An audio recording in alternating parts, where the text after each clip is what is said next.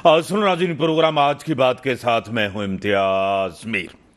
मोहतरम जनाब बिलावल भुट्टो जरदारी साहब ने कहा है कि एस्टेब्लिशमेंट एक हकीकत है जिसे सियासी जमातों में गुफ्तगू का माहौल बनाना चाहिए।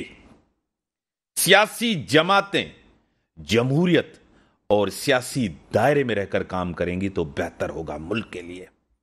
शाहिद खाकान अब्बासी साहब, उन्होंने कहा कि मुस्लिम लीग वोट को इज्जत दे के बयानिए से पीछे हट गई है, इक्तदार की सियासत कर रहे हैं, मुल्क के अंदर तासुर है, उस तासुर को मियां नवाज शरीफ को खत्म करना चाहिए। शाहिद खाकान अब्बासी साहब ने कहा है कि वो तासुर है, लाडलेपन का तासुर है, और नवाज शरीफ को खामोशी खत्म करके अवाम को बताना चाहिए इक्तदार की सियासत कर रहे हैं।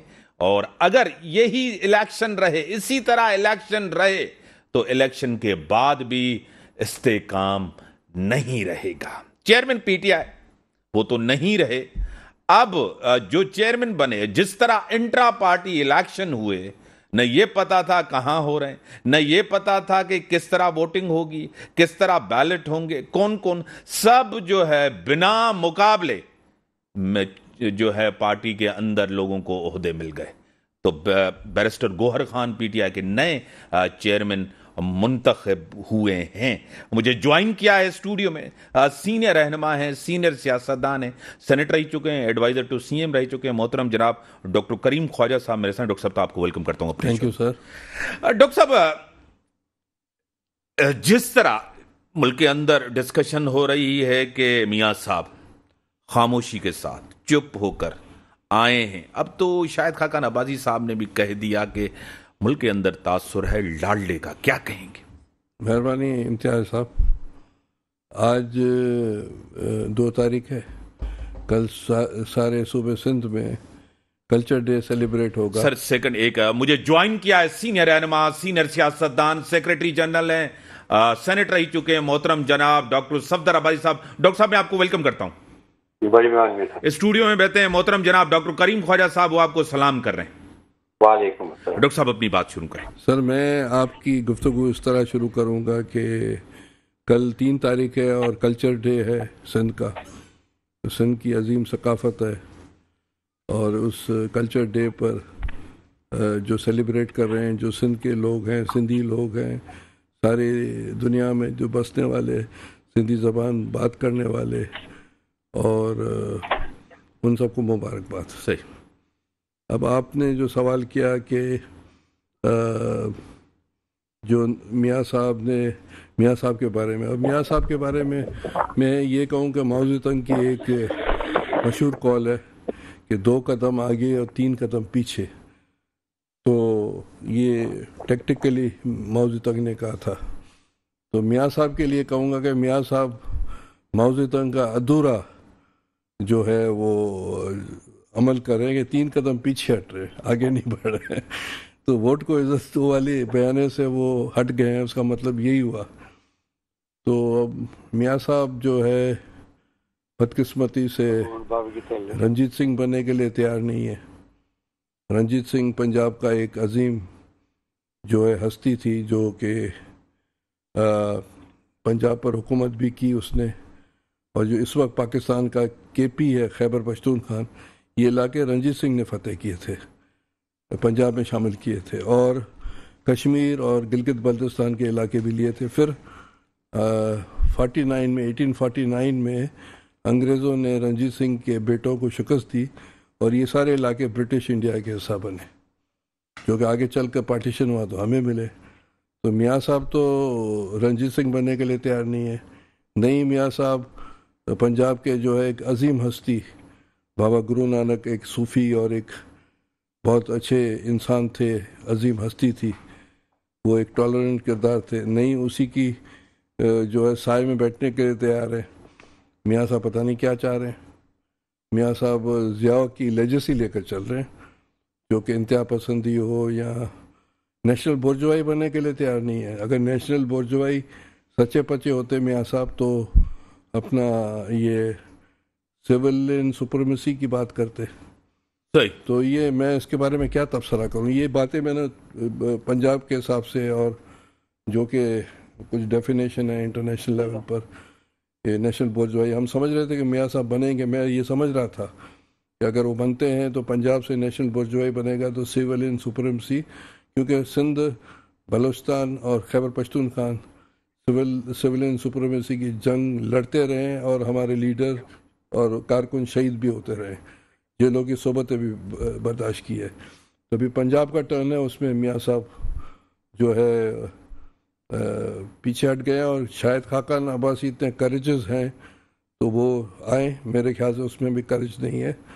वो बाय प्लान उनको लॉन्च किया गया है, ये और हमारा एक पीपल्स पार्टी का एक सेनेटर है खोखर साहब, और तीसरा उसके साथ यहाँ कराची में नून का एक और भी है। तो ये लॉन्चिंग पैड है ताकतवर कुव्वतों की तरफ से फ्यूचर के लिए, और वो भी अगर इतने ताकतवर हैं तो फिर खुलकर मैदान में आए। सही। डॉक्टर साहब, मैं आपकी तरफ, डॉक्टर साहब दराबाई साहब, मियाँ साहब के हवाले से पीपल्स पार्टी की क़यादत खुल के बयानात दे रही है। शाहिद खाकान अब्बासी साहब ने भी जिस तरह मोहतरम जनाब बिलावल भुट्टो जरदारी साहब ने कहा, 3 दफा वजीर आजम बने, 4थी बार उसको बना के पेश किया जा रहा है कि वो आके मुल्क के मसाइल हल कर देंगे। जिस तरह केसेस से बरी हो रहे हैं, तासुर तो यही है। डॉक्टर साहब क्या कहेंगे? देखिए जी, इससे यकीनन कोई दो आरा नहीं है कि मियाँ साहब का जो मौजूदा वापसी है वो यकीनन उनको फैसिलिटेट किया जा रहा है, लेकिन आने वाले दिनों में तो मुझे ये नहीं पता कि आज बिलावल साहब उनको जरूर क्रिटिसाइज करें, हो सकता है कल यही उनकी हुकूमत में जाके बैठे हों। तो मैं समझता हूँ क्रिटिसिज्म करने से पहले जरूर उनको ये जहन में रखना चाहिए कि उनके वालिद साहब जो है ना कभी भी कॉम्प्रोमाइज करके मियाँ साहब के साथ जाके बैठ सकते हैं। तो इसका जरूर ख्याल रखें, इससे पहले कि वो क्रिटिसिज्म को बहुत आगे लेके जाएं। तो कोई पता नहीं कि कल को इलेक्शन के बाद जो है ना ये फिर आपस में अलायंस बन जाए। अभी भी तो इलेक्शन से पहले भी जो है ना 3 महीने पहले PMLN और PPP शीरो शकर थे, और बिलावल साहब जो है ना शहबाज शरीफ साहब के बारे में जो कलमात अदा कर रहे थे, मैं नहीं समझता कि कोई उनका पार्टी का भी जो है ना बंदा कोई इतनी तारीफें उनकी कर रहा था। खास तौर पे जो है ना जो उनको क्रिटिसाइज किया जाता है महंगाई के हवाले से और बहुत सी चीज़ों के हवाले से, उस तमाम चीज़ों को जो है ना बिलावल साहब डिफेंड करते रहे हैं अभी तकरीबन 3-4 महीने पहले। तो मेरी नज़र में ये जो क्रिटिसिज्म है ये वो कहते हैं ना जी इलेक्शनरिंग का एक हिस्सा है कि जी तस्वुर ये हो कि हमने एक दूसरे के सख्त एंटी हैं, लेकिन मुझे यकीन है कि कल को जो है ना सूरत-हाल शायद ऐसी ना हो कि जहाँ वो दोनों हुकूमत में इकट्ठे बैठे हों। और डॉक्टर साहब, अगर सिलेक्शन ही करनी है तो इलेक्शन के बाद कोई इस्तेकाम तो नजर नहीं आया था। इमरान खान PTI चेयरमैन का आपके सामने है मिसाल।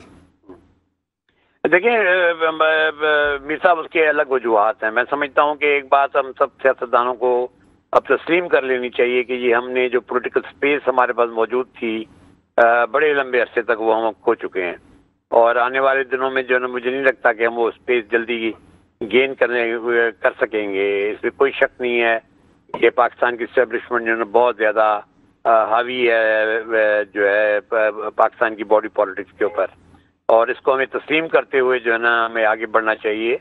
और इस बात को आगे आने वाले दिनों में जो आईनी अमल है, जमहूरी अमल है, वो किस तरह हम उसको वापस जो है ना लेके आते हैं, उसमें हमारी अपनी कारकर्दगी भी जो है ना बहुत ज़रूरी है कि हम किस तरह की कारकर्दगी दिखाते हैं। अगर मिस गवर्नेंस का ये आलम है जो कि मुल्क के अंदर नज़र आ रहा है तकरीबन तमाम सूबों के अंदर, हम किस तरह डिफेंड कर सकते हैं जो सिंध के अंदर जो 15 साल के अंदर हुआ है, वो कोई डिफेंसलेस है। आप बेशक ये दावा जरूर कर सकते हैं कि जी के वोट पीपल्स पार्टी को मिलता रहा है। वोट मिलने की और बात होती है, आपकी कारकर्दगी एक मुख्तलिफ चीज़ होती है। मैं समझता हूँ कि आने वाले दिनों में जो है वो जो सूरत-हाल है उसमें यकीनन सियासी जो अनासर हैं और ख़ास तौर पे जेन्युइन जो पॉलिटिकल लीडरशिप है वो बहुत ज़्यादा बहुत कुछ गंवा चुकी है अपनी पॉलिटिकल स्पेस के लिहाज से। तो सबसे पहले तो जो है ना हमें अपनी कारकर्दगी और अपने तरीक़ेकार से इस चीज़ को जो है ना इम्प्रेस करना है इस मुल्क के अवाम के वर्जी कि हम डिलीवर कर सकते हैं। हम जो है ना उनके लिए एक बेहतर फिजा कायम कर सकते हैं, एक बेहतर जो है ना हम उनके लिए जो है वो आने वाले दिनों में एक बेहतर पॉलिटिकल अमल जो है ना उनके लिए क्रिएट कर सकते हैं। तो मैं समझता हूँ ये बहुत इम्पोर्टेंट चीज़ है सारे वक्त के दौरान, और अगर हम इस चीज़ को जो है ना नहीं समझ सके तो मैं समझता हूँ आने वाले दिनों में भी इसी तरह रहेगा जैसे अभी चल रहा है। और डॉक्टर साहब आप देखें मुल्क के अंदर हालात जो बने हैं, आप सीनियर सियासतदान हैं, सियासत को समझते हैं, इससे पहले कोalition गवर्नमेंट थी, इससे इनकार आप नहीं करेंगे। मौजूदा निगरान हुकूमत है वो आपके सामने है, आर्मी चीफ आसिम मुनीर साहब जिस तरह मैशियत के लिए, मुल्क के इस्तेहकाम के लिए, इकॉनमी के लिए जिस तरह उन्होंने इंपैक्ट किया है और मुल्क के अंदर एक बेहतरी आई है, उसका क्रेडिट तो उनको जाता है। डॉक्टर साहब जी, डॉक्टर साहब जी आप मुझसे पूछ रहे हैं जी? हाँ डॉक्टर साहब। अच्छा जी देखें जी, बात यह है कि अपना इस वक्त तो जो है यकीनन वो डोमिनेट कर रहे हैं पाकिस्तान के जो पॉलिटिकल सीन को, और ख़ासतौर पे केयरटेकर गवर्नमेंट के अंदर तो यकीनन जो है ना जो इनिशिएटिव्स लिए गए हैं पाकिस्तान की मिलिट्री इस्टेब्लिशमेंट की तरफ से, वो यकीनन उनकी अच्छे नताइज निकले हैं। लेकिन हम अगर ये समझें कि जी आइंदा आने वाले दिनों में जो है ये कोई बहुत लॉन्ग लास्टिंग फिनोमिनन है, तो इस तरह नहीं है।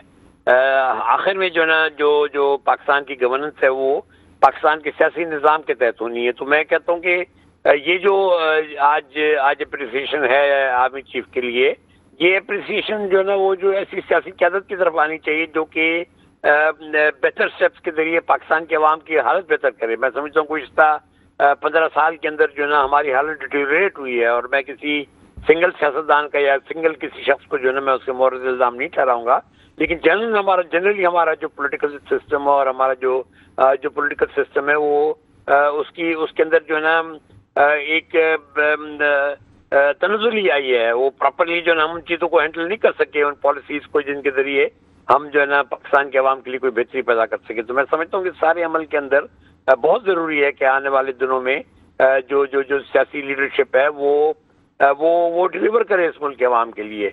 ये उसके अलावा अगर हम कुछ भी कोशिश करेंगे तो हम पॉलिटिकल गिमिक्स तो कर सकते हैं, लेकिन ये कि उसकी कोई खातिर खा नताइज बरामद नहीं। डॉक्टर साहब टेलीफोन लाइन पे रहे, ब्रेक का टाइम हो गया है, ब्रेक के बाद आते हैं, डिस्कशन को आगे बढ़ाते हैं। वेलकम बिरादरीन। डॉक्टर साहब जिस तरह डॉक्टर सफदर अब्बासी साहब कह रहे हैं कि आप जितनी तनकीद कर रहे हैं चेयरमैन पाकिस्तान पीपल्स पार्टी बिलावल भुट्टो जरदारी साहब, ये कल आप साथ ही होंगे, इक्तदार में शरीक होंगे, इक्तदार में, ये सिर्फ इलेक्शन की वजह से आप जो है ना ये चीजें कर रहे हैं, क्या कहेंगे? अब ये तो इनकी बात सही है कि ऐसा होता है कि इलेक्शन से पहले कुछ और होता है और इलेक्शन के बाद हालात कुछ और होते हैं हर पॉलिटिकल पार्टी के लिए, और ये सारी दुनिया में होता है, यहाँ नहीं होता, हर जगह होता है। मैं भी इस हवाले से जो बात की थी, और कुछ चीज़ें तारीखी तौर पर नौजवानों को तो पता चले, आपके प्रोग्राम में हम आते हैं तो उसमें का बहुत से मकसद होते हैं। एक तो हम अपनी पार्टी की बात की तर्जुमानी करते हैं, एक कुछ इस बहाने नौजवानों को, आवाम को सियासत के बारे में या तारीख के बारे में या इस सिलसिले में भी सच्चाई से बयान किया जाना भी ज़रूरी है। और देखें, बात सुने, मैं साइकेट्रिस्ट हूँ और सोशल साइंटिस्ट हूँ, और मैं इस चीज़ पर बिलीव करता हूँ जो मैंने पढ़ा है कि हर सियासत में 30-40 साल के बाद ड्रास्टिक तब्दीली आती है, न सिर्फ पाकिस्तान बरसगीर पर हर जगह। तो सियासत या सियासी आदमी या सियासी शख्सियत, उसकी जो है जो लाइफ स्पैन 40 साल से ज़्यादा नहीं होता है। जो हम देखते हैं, जब बरतानी राज यहाँ कायम हुआ था तो सबसे पहले प्रिवली काउंसिल आई, उसके बाद 1937 के इलेक्शन हुए, उसके बाद जो है आगे चलकर अयूब की डेमोक्रेसी आई सो कॉल्ड, उसके बाद भुट्टो शहीद आया जो 70 के इलेक्शन के बाद, और उसके बाद 85-88 के बाद वो जो पुराने लोग थे इधर उधर हो गए, नए आ गए। तो ये 30-40 साल में पार्टीज और फ़र्दों का और पॉलिटिकल लीडर्स का टाइम स्पेन होता है, और ये हिंदुस्तान में भी इसी तरह ही है। कांग्रेस अभी बहुत श्रिंक हो रही है, कम्युनिस्ट पार्टी श्रिंक हो रही है, वहाँ की राइट विंग्स पार्टी उभर रही है। दुनिया का ट्रेंड जो है राइट विंग्स पार्टी की तरफ जा रहा है, जो कि अफसोसनाक बात है। तो कोई चीज़ हकमी नहीं होती है और हमें मायूस भी नहीं होना चाहिए। At the end of the day तारीख फैसला करती है, अवाम फैसला करते हैं, आने वाली पीढ़ियाँ या वोटर्स फैसला करते हैं। मगर हमें चाहिए कि कम से कम सच्चाई भी बयान करें। पार्टी का मौक़िफ़ तो है ही है, और सच्चाई भी बयान करनी चाहिए। और चीज़ें वो होती है जो हम नहीं चाहते वो होता है। जो प्रिंसिपल है ये क्वांटम मैकेनिक्स का, अनप्रिडिक्टेबल, कि क्या होने वाला है, नोबडी नोस। दुनिया के कल क्या होगा, दुनिया में क्लाइमेट चेंज में क्या होगा, पहले क्या हुआ था। तो हमें कुछ सच्चाई भी बात करनी चाहिए। और ये जो चेंजेस जो है ये इनविटेबल होती है हर जगह। क्या डॉक्टर साहब असूली सियासत, ठीक है नजरिए की सियासत तो आज रही नहीं, आप खुद इससे एग्री करते हैं, जमहूरी सियासत, अवामी सियासत, जाती मुफाद, पार्टी मुफादात, सूबाई मुफादात से हटके पूरी कौम के लिए सियासत और उसके ऊपर सियासत करना आज लग रहा है आपको? देखिए बात सुने, ये फैसले आवाम को होते हैं। और जो पॉलिटिकल पार्टीज होती हैं या नई बनने वाली होती हैं या फ्यूचर में क्या होने वाला होता है वो डिपेंड करता है। पर इंसान जो है लाखों सालों से इस धरती पर रहता है जिसको हम दुनिया बोलते हैं, और उसमें हमेशा तब्दीली रही है। तब्दीली हमारे जिस्म में भी होती है, पैदा होता है, बड़ा होता है, जवान होता है, बड़ी उम्र का होता है, बूढ़ा होता है, मर जाता है। कायनात में भी इसी तरह ही होता है तब्दीली। तो तब्दीली इनविटेबल है, नंबर वन बात। और मायूस नहीं होना चाहिए, और ज़रूरी नहीं कि जो चीज़ आज चल रही है वो कल हो।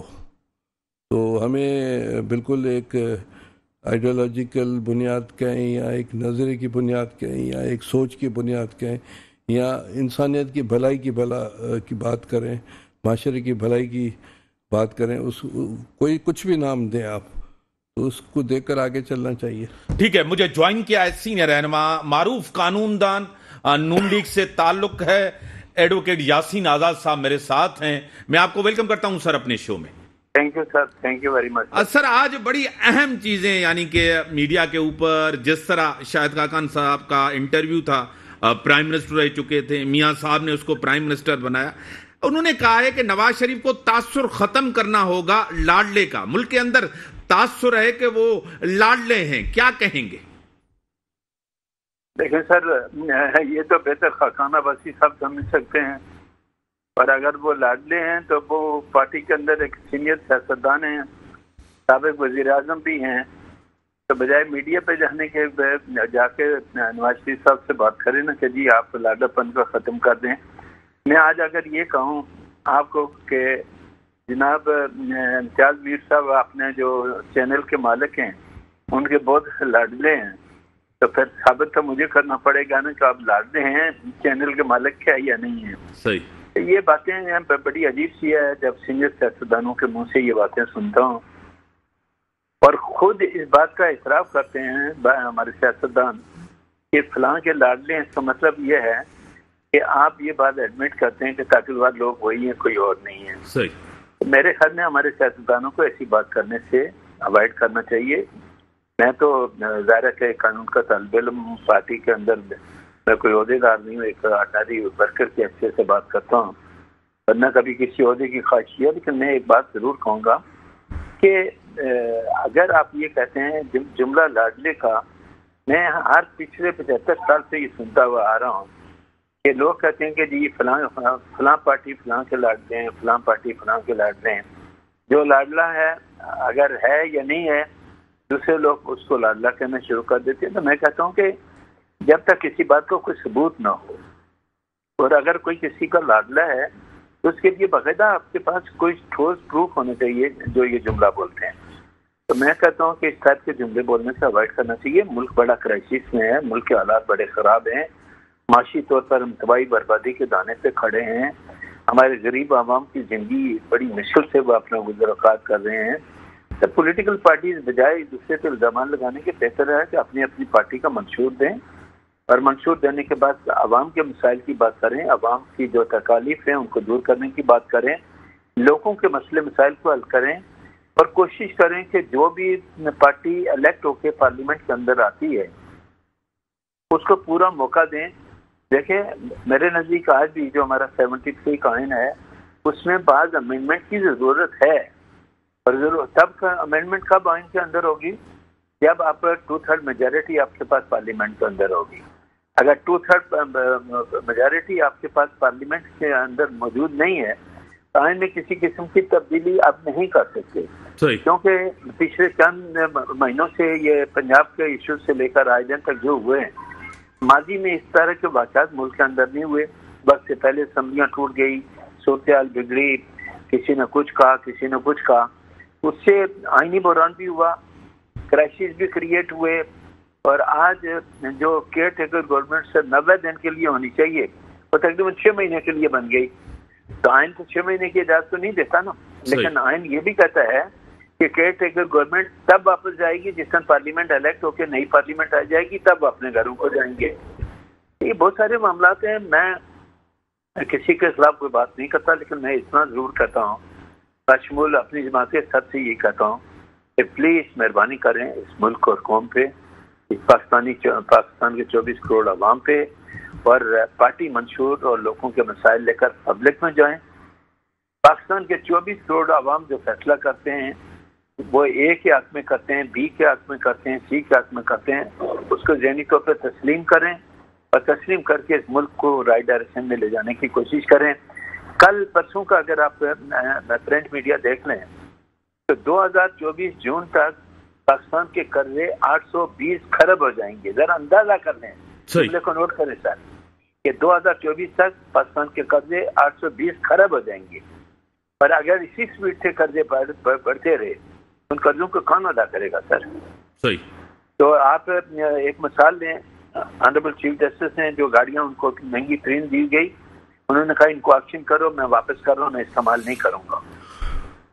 बाकी लोग भी करें ना, चीफ जस्टिस की नकल कर लें कि चीफ साहब ने ये किया। ये प्रोटोकॉल हमारे मुल्क के अंदर अरबों रुपया खाली प्रोटोकॉल पर खर्च होता है। 10-12 करोड़ की बुलेट प्रूफ गाड़ियां होती हैं। एक SHP जो है वो भी आप देखेंगे जब अपने दफ्तर से निकलता है, वो पुलिस ऑफिसर है, उसके आगे 4-5-6 गाड़ियां उसकी हिफाजत के लिए खड़ी होती हैं। तो फिर उस SHP का क्या काम है कि जिसने पब्लिक को प्रोटेक्ट करना है वो अपनी प्रोटेक्शन के लिए पूरा प्रोटोकॉल ले रहा है। ये बहुत सारे मामला हैं, हमारे मुल्क के मामला बड़े कॉम्प्लिकेटेड हैं, कोई आसान मामला नहीं है।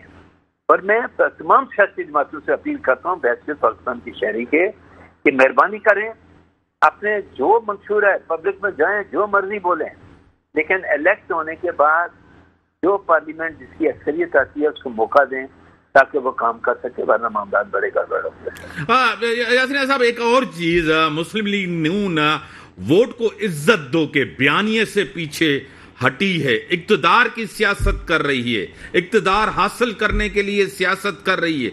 ये भी आपके सीनियर रहनुमा और वजीर आजम जो रह चुके हैं शाहिद खाकान अब्बासी साहब ने कहा। देखें सर, हर सियासी जमात का हक हासिल है वो इंतखाबात में इक्तदार में आने के, हुकूमत बनाने की पोजीशन में हो। खाकान अब्बासी साहब मेरे लिए इंतहाई काबिल एहतराम है। जब वो अपने हल्के से इलेक्शन हार गए तो क्या लाहौर से लाके मियां नवाज शरीफ साहब ने उनका इलेक्शन नहीं लड़ाया? क्या वो नहीं जीते? जीतने के बाद क्या उनको प्राइम मिनिस्टर ऑफ पाकिस्तान नहीं बनाया गया? अगर वो सोचा दे तो अपने भाई को भी बना सकते थे ना, नहीं बनाया ना। इसका मतलब है कि मियां नवाज शरीफ साहब खाकान अब्बासी साहब पे बहुत ज्यादा भरोसा करते थे।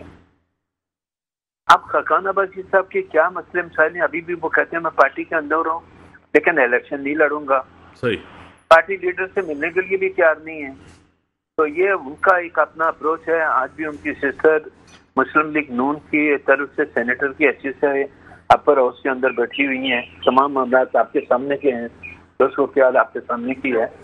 तो ये मामला जो है ना, आप देख रहे हैं कि अल्लाह रहम करे। मैं तो किसी पे कोई इल्जाम की बात नहीं करता, मैं तो सिर्फ ये कहता हूँ कि पाकिस्तान पे रहम करें और 820 खरब जो कर्जे हैं सही वो दिन ब दिन बढ़ते जाएंगे, दिन ब दिन बढ़ते जाएंगे। पाकिस्तान के 24 करोड़ आवाम का क्या होगा, गरीब लोगों का क्या होगा सर? इस पे कोई सोचे तो ज्यादा बेहतर। ठीक है, टेलीफोन लाइन पे रहे सर। मीसा के जमहूरियत की बात की है, नए मीसा के जमहूरियत की चेयरमैन पाकिस्तान बिलावल भुट्टो जरदारी साहब ने बात की है कि एक नया मीसाक होना चाहिए, सब सियासी जमातें उसमें होनी चाहिए, वक्त की जरूरत है। आज जो हालात हैं, जो अदम इस्तेहकाम है मुल्क के अंदर, डॉक्टर साहब क्या कहेंगे? होने चाहिए, बिल्कुल होने चाहिए। मीसा के जमहूरियत पहले भी हुआ था। आज जो जमहूरियत है उसी जो ये चार्टर ऑफ डेमोक्रेसी की वजह से ही है। इसमें अभी जो पार्टीज रह गई थी, यहाँ जो पार्लियामेंट के अंदर जो पार्टीज नहीं है, सियासी कुव्वतें हैं, उनको भी शामिल करना चाहिए। ज़ाती तौर पे मेरी राय ये सिर्फ पॉलिटिकल पार्टीज हों, कोई और इदारे को नहीं लेना चाहिए, क्योंकि सिविलाइज पाकिस्तान को अगर आपको चलाना है तो फिर इसी तरह चलेगा। यासीन साहब, मीसा के जमहूरियत की जरूरत है। पाकिस्तान पीपल्स पार्टी के चेयरमैन बिलावल भुट्टो जरदारी साहब ने भी नए मीसा के जमहूरियत, जिसमें सब सियासी जमातें थी, पहले सिर्फ पाकिस्तान पीपल्स पार्टी थी और मियां साहब थे, नून लीग थी, शहीद बीबी थी। ब्रेक के बाद आता हूं, जवाब लेता हूं, आप टेलीफोन लाइन पे रहें। नाज़रीन, ब्रेक का टाइम होगा, ब्रेक के बाद आते हैं। वेलकम यासीन साहब, मीसा के जमहूरियत की जरूरत है इस मुल्क को। चेयरमैन पाकिस्तान पीपल्स पार्टी बिलावल भुट्टो जरदारी साहब ने कहा है, जो हालात हैं, जो मुश्किलात हैं, आपके सामने हैं। यासीन साहब देखें, मीसा की जमहूरियत की जो आप बात कर रहे हैं, मैं ये समझता हूँ कि ये एक अच्छी तजवीज़ है। पर अगर पाकिस्तान की तमाम पॉलिटिकल पार्टीज आपस में मिलकर एक एग्रीमेंट कर लेते हैं, तरीकाकार तय कर लेते हैं, तो इसमें कोई बुराई नहीं है, बहुत अच्छी बात है। उससे उसका अल्टीमेट रिजल्ट ये निकलेगा कि तमाम पार्टीज एक एग्रीमेंट के मुताबिक अपने सिस्टम को चलाएंगे और सारे मिलजुल कर पाकिस्तान के वो मुश्किल से निकालने की कोशिश करेंगे।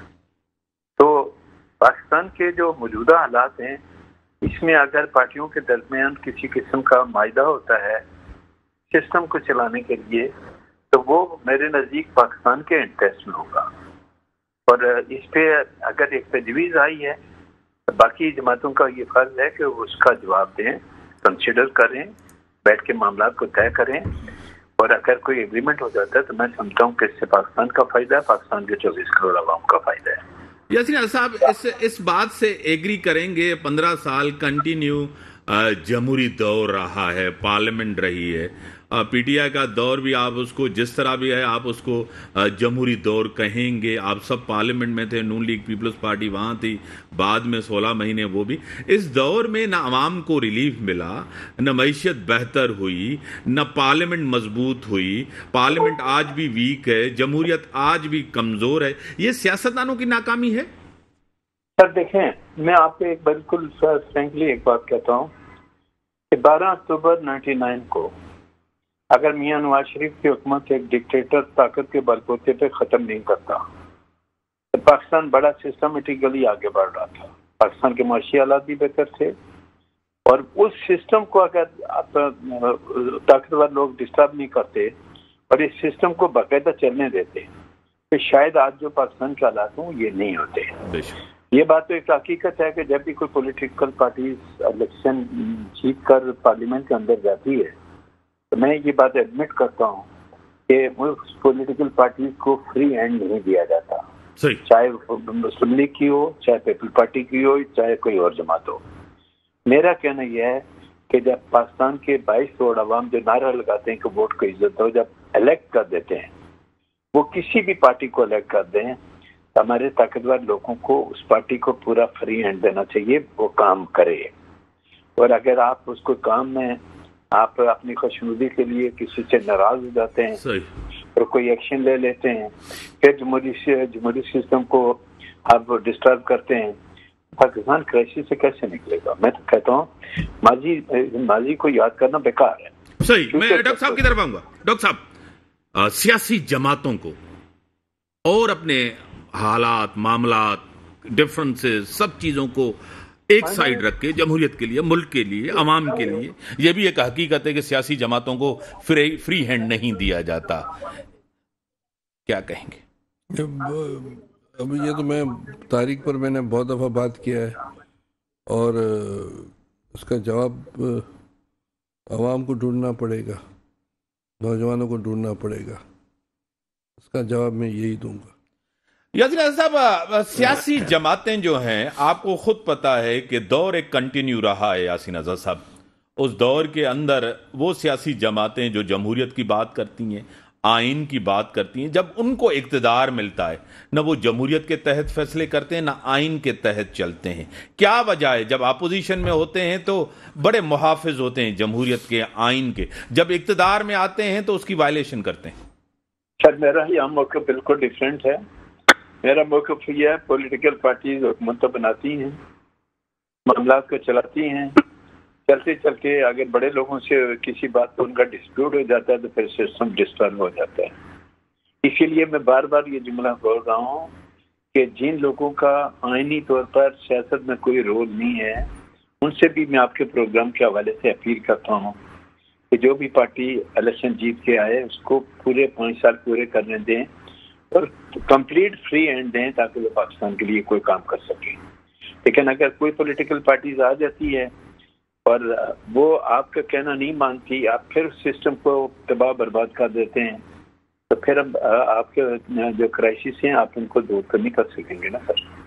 तो यही मैं बात कहता हूँ कि पाकिस्तान की सियासी जमातें आपस में बैठे हैं, इलेक्शन से पहले कोई एग्रीमेंट हो जाए तो ज्यादा बेहतर है, क्योंकि उसके बाद जब जो लोग इलेक्ट होकर पार्लियामेंट के अंदर जाएंगे और इनके दरमियान कोई मिसाक जमहूरियत टाइप का कोई एग्रीमेंट होगा तो फिर वो मामला को बेहतर अंदाज में चलाने की पोजीशन हो जाएंगे। लेकिन अगर इलेक्शन के बाद कोई एग्रीमेंट करते हैं तो वो हो नहीं पाएगा, क्योंकि उसके बाद जो पार्टी पावर यानी मेजॉरिटी साबित करने की पोजीशन होगी वो शायद मिसाक जमहूरियत की तरफ ना जाए। तो ये 8 फरवरी से पहले आपको एग्रीमेंट करना पड़ेगा अगर मुमकिन है, लेकिन जो मुझे नहीं समझा बिल्कुल नजर नहीं आता। यासीन साहब, आसिफ अली जरदारी साहब इस तरफ इशारा दिया है कोalition गवर्नमेंट की तरफ, 172 किसी के पास नंबर्स नहीं होंगे, और ये हकायक भी है। आप भी इसी चीज को काफी दफा मेरे शोज में तस्लीम किया है कि पीपल्स पार्टी सिंध के अंदर मजबूत है, नून लीग यहाँ नहीं है, पंजाब में नून लीग मजबूत है, पीपल्स पार्टी नहीं है, दोनों सूबों में पीपल्स पार्टी न नून लीग है, और सिंध बलोचिस्तान में दोनों पार्टियां नहीं। बड़ी मेहरबानी सर, टाइम लिमिटेड है, बड़ी मेहरबानी सर, आपकी बड़ी मेहरबानी। मुल्क के जो हालात हैं आपको सामने, सब सियासी जमातों को एक साथ बैठना पड़ेगा मसाइल के हल के लिए। कौम के अंदर मैशियत बेहतर नहीं है, कौम के मसाइल हैं, मुल्क की मैशियत बेहतर नहीं है, डिलीवरेंस नहीं है, गुड गवर्नेंस नहीं है, जिसको भी वोट मिले उसको इक़्तिदार उनके हाथ में, उनके हवाले किया जाए। इसी के साथ दीजिए।